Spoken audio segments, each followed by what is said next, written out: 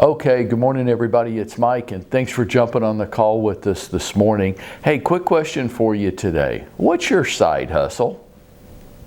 You know, because as realtors, we don't get a weekly paycheck, do we? Getting started in this business can be extremely difficult. Are you one of these folks? Are you trying to transition into real estate, trying to get started, but you still have bills to pay? So how do we pay our bills while we're trying to get our real estate business off the ground? Some of you might have heard the old advice that's out there that you'll need 6 to 8 months of living expenses to get started. And gosh, I hate that advice. That's one of the things that we say in this industry that makes my skin crawl. It's just a derivative of bad training and bad mentoring. I mean, what job in the world would you get where they told you you wouldn't make any money for the first 6 to 8 months? This is just what people that have never done what you're trying to do say to other people. They really don't know what else to say. But how do we transition? Because no doubt it would be unrealistic to expect that right out of the gate you're going to be a thundering success, right? And you might say, Mike, I've got bills to pay. So I've got to keep this real job, but I do want to transition into being a full-time realtor. I want to build my real estate business, but I got to keep paying bills while I do it. And these things seem in conflict with each other. At first we start out and we're super motivated, aren't we? And we just say, well, I'm just going to do it. I'm just going to work this real job during the day and I'm going to work on my real estate at night and weekends. And then real life settles in on us. And we don't. We could, but we don't.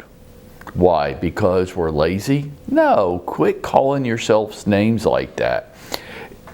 Our expectations were a little out of whack to begin with. So I've got my real job and I've got life, and then because I want more, I'm just going to come up with all this extra time and energy every day. Yeah, some days maybe, but most days it's just going to be, I'm exhausted, I just need to chill out. So I want to look at some other industries that are similar to ours and how people in those industries transition. How did they become successful when they weren't just willing to quit that real job to get started? So what strategies did they use? Because I don't think we're alone in real estate with this dilemma. And for all of you that are listening to me right now, I appreciate you, but if you're already full-time in real estate and you have no problems and you were just a roaring success right out of the gate, good for you, but we're not talking to you right now. We're talking to the others that face some more real problems. But maybe you can continue to listen and then you'll have some ideas of what to share with other agents that you come in contact with that are bumping into those problems. Or maybe you've been in real estate for a while now, but you're just not having the success that you look for and you have bills to pay. How do other people do this? Well, how about actors and actresses? What's the old cliche? They move to Hollywood, right? But they're not a success right out of the gate. How about singers and musicians? How about artists? How about amateur athletes? Now look, we all see the professionals and they're making tens of millions of dollars and we think they must not have any problems because they're going to get paid $20 million this year for playing a game. Yeah, but there was a time, right? There was a time when they didn't. Just like for me in real estate, my first year I didn't make any money. My second year I didn't make any money. Now, you can fast forward 30 some years and, well, that worked out pretty good. Yeah, it did. But the first 2 years didn't work out that great. How do you do it? Well, how about the biography I saw on Tom Cruise, where he talks about moving to Hollywood and waiting tables during the day as he goes on interviews for acting parts. Why waiting tables? Because it was flexible, because he could, if he had an audition, he could get off work easily and go to the audition. Or he could wait tables at night and go to auditions during the day. I recently watched a biography on the country singer Garth Brooks, which is the most successful country singer of all time. Now, this isn't about country music. That may or may not be your thing. That's not what I'm talking about. In his biography, he talks about being an overnight success.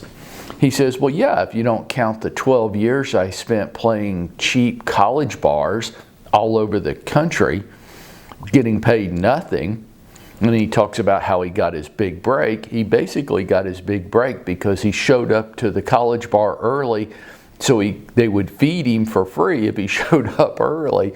That was the only reason why he was there early, and his big break came. He would play cheap college bars at night. He would wait tables during the day and play any gig he could play at night. Artists, amateur athletes, they need summer jobs. They need to wait tables and tend bar. They've got to do whatever they have to do that doesn't conflict with what their dream is. That's what they all had in common. Yeah, I got put food on the table, but I don't want to create an obligation that's going to conflict with my dream. So they had a side hustle. Maybe becoming a movie star is my dream. My side hustle is waiting tables and tending bar. Why? Because I can't let it conflict with what my dream is. Characteristics of a good side hustle. That's number one. The schedule doesn't conflict with the schedule of your dream. It's not fixed. It's not a 9-to-5 job if your dream involves 9-to-5 work. If your dream involves selling real estate, which is mostly done during the daylight hours, right? Then my side hustle can't have conflict during the daytime hours, or it needs to be very flexible. That's the next characteristic. It needs to be very flexible. Hey, if I have a home buyer that I need to show homes to today, Mr. Restaurant Owner, you need to let me off work today and not give me a hard time. It's replaceable. Mr. Restaurant Owner, if you are going to give me a hard time by letting me off my shift today, then I'm going to go to the next restaurant right down the street and start waiting tables there. It's easily replaceable. Folks, what are some other examples of this? Waiters, waitresses, bartenders, Uber drivers. I know an agent right now that's transitioning doing dog walking. Why? She can do the dog walking relatively flexible. And by the way, if she has a listing appointment opportunity, they're going to have to find somebody else to walk their dog. And if you don't like that, I guess fire me. That's kind of her attitude. I'll do it, but I won't let it conflict with my dream. Folks, here's my advice to you today. Flip your priorities. Flip your priorities.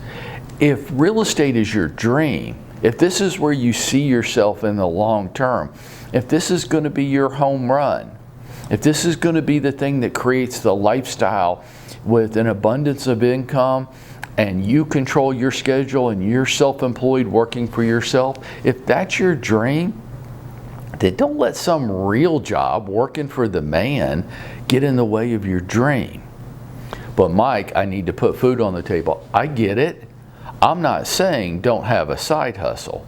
I'm saying that real job that you're showing up to every day is getting in the way of your dream.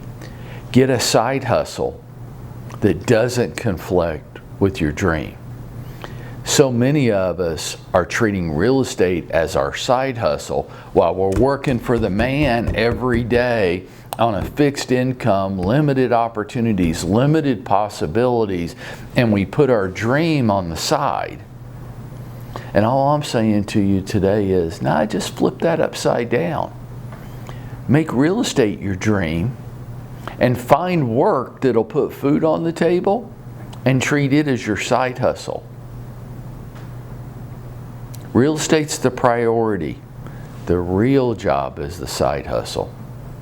And that's how we'll make it happen for ourselves today.